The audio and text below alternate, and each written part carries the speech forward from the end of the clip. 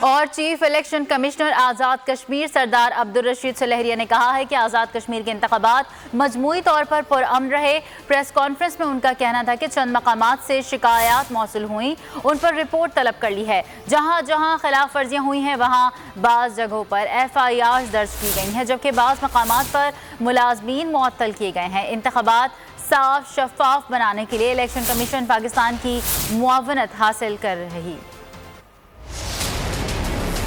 چند واقعات ہوئے کشمیر میں، پاکستان میں دو جگہ جھگڑے وغیرہ ہوئے، لیکن گزشتہ میں سکون ہوا۔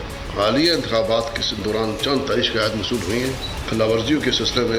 قانون اپنی حرکت میں جہاں جہاں خلاف ورزی کی ہوئی ہے ہم نے متعلقہ اداروں کو ہدایت جاری کی ہے، ان کا کارروائی بھی ہوئی ہے، بعض جگہ FIR بھی درج کرائی گئی ہیں۔ آزاد کشمیر کے حالیہ انتخابات کے دوران انجام بنانے کے لیے بالخصوص الیکشن کمیشن آف پاکستان کی رہنمائی میں حاصل رہی ہے۔ پاکستان کی 12 حلقوں میں الیکشن کمیشن آف پاکستان کے ہی آفیسر کام کرتے ہیں، انہوں نے ہماری بڑی مدد کی ہے۔ تو اس کے علاوہ حکومت پاکستان سے ہم نے ریکویسٹ کی تھی، وہ کمیشن نے جس پہ پاکستان فوج کے دستے بھی تعینات کیے گئے، تو الیکشن کمیشن ان تمام اداروں کا شکر گزار ہے، الیکشن کمیشن آف پاکستان کا بھی۔